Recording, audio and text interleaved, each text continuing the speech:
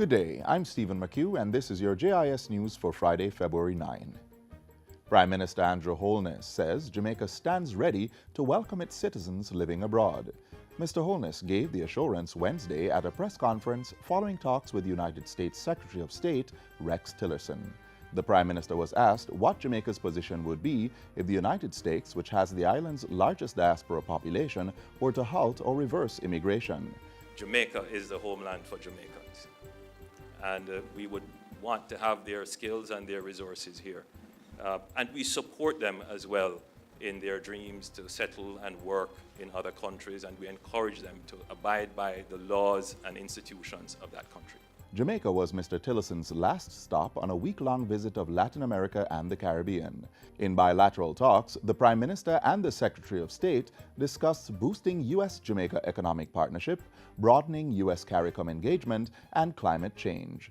Talks also focused on cooperation to combat transnational organized crime, energy security, de-risking and correspondent banking issues, as well as the current political and economic situation in Venezuela. Government is embarking on a nationwide project to minimize Jamaica's dependency on onion imports.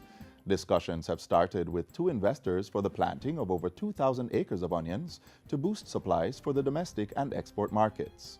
Currently, less than 15% of the local demand for onion is being filled by farmers. Agriculture Minister Carl Samuda says one of the agreements to help change this has almost been finalized. There are two investors. One has already almost fully committed to 400 to 500 acres. The other that we are discussing now, the acreage that they need is ranging between 1,000 and 2,000 acres. I mean, this is big agriculture with mechanization and type of technology that's appropriate for application in that process. The minister was speaking with JIS News during a tour of farms and farm roads in St. Mary on Wednesday. He said these major investments in onion production would supplement other ongoing efforts across the country to support farmers. We not only want to produce for the local demand, we want to produce at a scale that we can produce in excess of our demand and export the balance. So we want agriculture our objective is to make agriculture a net foreign exchange earner.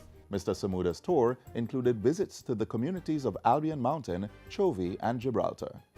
35,000 street lamps will be installed this year under the Smart Light Emitting Diode LED Street Light program. 37,000 LED street lamps have been installed in several communities across the country since June by the Jamaica Public Service Company. Portfolio Minister Dr. Andrew Wheatley says the primary aim of the program is to reduce the country's energy costs. We are really building out a smart network indirectly, because the potential exists for these smart LED lights to be used for other public safety and security measures. The Smart LED Streetlight program will be targeting 110,000 streetlights across Jamaica over the next 3 years. The Tourism Ministry is targeting 450,000 visitors out of Canada for 2018. Minister Edmund Bartlett visited the North American country last week, where he met with tourism officials to garner more arrivals out of the country. In 2017, there were 405,000 visitors from Canada, up from 370,000 in 2016, reflecting a 9% increase. So they have broken the 400 mark again. They did that earlier on in the 2014, I think, and then they receded. So when I became minister, they were down 17%. We have arrested that decay, and now we have growth. We're expecting an increase of 40,000 or so more Canadians to come to Jamaica this year. Mr. Bartlett was speaking with JIS News on Sunday following his return from Canada.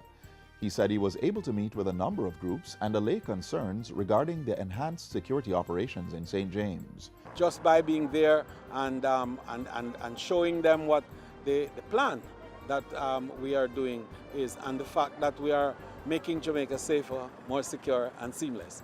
One of the groups will be bringing 600 visitors to the island next month.